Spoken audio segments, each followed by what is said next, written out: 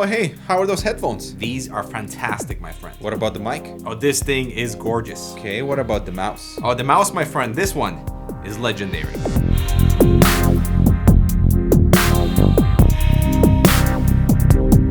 And by the way, everything will be linked in the description below. Thank you very much. So yes, good people, the MX518 Legendary is in the building. This is an upgrade to the original MX518 from 2011, which was an upgrade to 2004 MX510. It is a bit of a nostalgic piece of hardware for many gamers, for me included. I remember wanting the red MX510 that Mike has. I'm sure this can take a hit though if I drop it. And so let me share my experience with the mouse and include Michael and Eber to have a little bit more diversity in opinion about this gaming mouse in particular. Let's begin right after this. The new Razer Blade 15 is a machine for people who know exactly what they want. When you need a reliable keyboard and want custom lighting. When you need an accurate display and want insanely fast 144 Hz refresh rate. When you need a portable machine and want a gorgeous, thin aluminum unibody in the world's smallest 15.6-inch gaming laptop. When you need powerful gaming hardware to truly dominate with GeForce RTX. The Razer Blade 15 when you need the power for anything you do and want nothing to hold you back.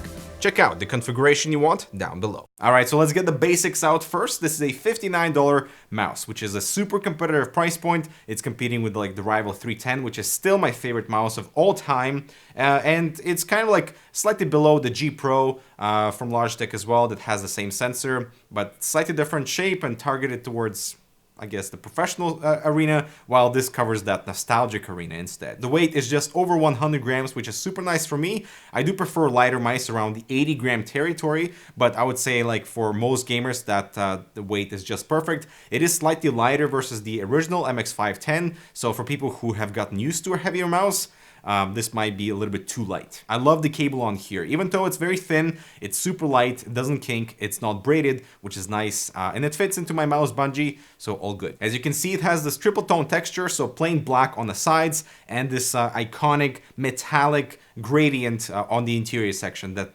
goes from dark to light where the primary buttons are. And as with the original, it has that sparkle texture built in, which may be perceived as like dust particles if you're like trying to look at it on the side, but it does not have RGB, and I dislike that glossy G logo in the center. I wish it was matte black. As for the buttons, absolutely no complaints here. The primary left and right clicks are slightly heavier and exhibit a little bit more travel distance versus my G Pro. The browser buttons feel identical in terms of their like that feedback and how they're slightly soft in that end, and they're located in the perfect position right above your thumb. The DPI shift buttons, we have 3 of them. So we have plus and minus to cycle back and forth, and we have the DPI shift that you can program to be anything you want. So if you play at 400 DPI, you can simply program one of those DPI levels to that button, and that is your particular setting for whatever you do. But the weakness here is the scroll wheel. First of all, the steps are not as defined as the G Pro Wireless or the G Pro. And second of all, it's way too low in the body. So when I'm trying to press it, which I normally use for press to talk communication, I always activate one of the DPI shift buttons. Now, as for the shape, obviously that's quite subjective, but I still prefer the comfort level of the G Pro, the G Pro Wireless,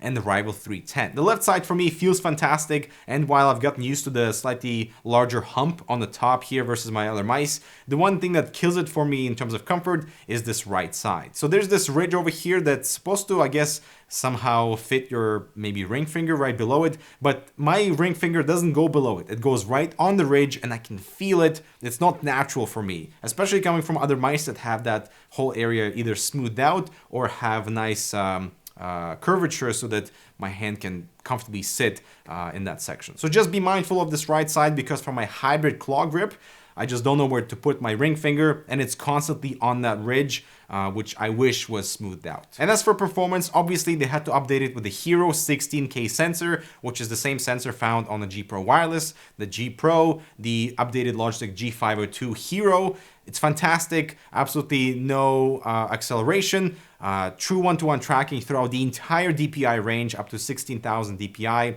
which is crazy, but the technology is there so that there is no filtering, no interference of the sensor. It's just like raw performance, and that is incredible. If you like to play at 400 DPI or above 8000 DPI, you will be satisfied. As for gaming performance, I still prefer the G Pro. It gives me a little bit more freedom of movement. It's a slightly smaller mouse and it has nice curves at the bottom. So when I do pick up the mouse for readjustment, because I play at 400 DPI, I feel like this thing feels larger and heavier, so that I have to increase my DPI to have a little bit more control.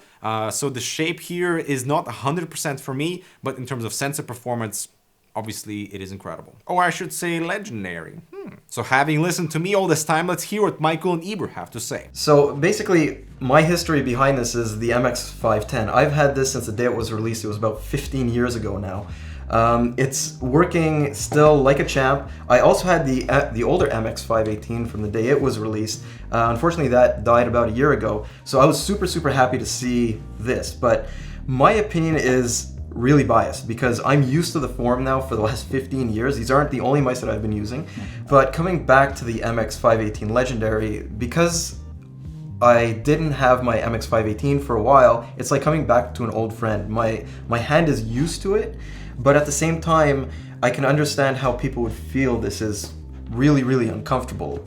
Now that I'm noticing it, it is a little bit uncomfortable if you're not used to it. So personally speaking, I haven't actually tried the older MX518 because I don't think I ever... You're too young. I was, you know, having used the G403 as my primary mouse for pretty much everything that I do, including editing and gaming, just switching over to the MX518, the first thing that I noticed is just, it's a little bit uncomforting, and there's a reason for that, because there's a lip on the right-hand side of the mouse that, I mean, collides with my ring finger, so it doesn't kind of go in as flush as it would compared to the G403. I don't see myself adjusting to the MX518, at least for me, in the long term. The other thing that I'm not too crazy about with this, don't get me wrong, I absolutely love the mouse.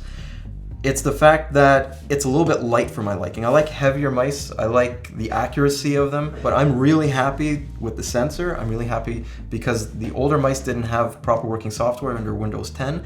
So I love the fact that this is back on the market, but it has its limitations. And as for the software, you do everything through G-Hub, so you can configure your macros, you can reassign all the buttons. Obviously, we have this entire DPI range and that orange DPI shift button, don't forget about that. And if you go into the gear icon, you can save all those settings to the memory on the mouse itself, so you can carry the settings with you and don't need the software. And so in conclusion, for $59, the MX518 Legendary is a needed upgrade. I'm glad they put in the 16K sensor in there, but I wish that they would redesign the structure a little bit on the right side and also change the scroll wheel to include the same scroll structure as the G Pro, which is leaps better. And the thing that I'm hoping for would be a wireless edition of this mouse with a slightly redesigned right structure and changed scroll wheel, and obviously redesigned internal frame so that it could be lighter and enter the, you know, the G Pro wireless sort of not competition but diversity, because I feel like many people still like the shape. So yeah,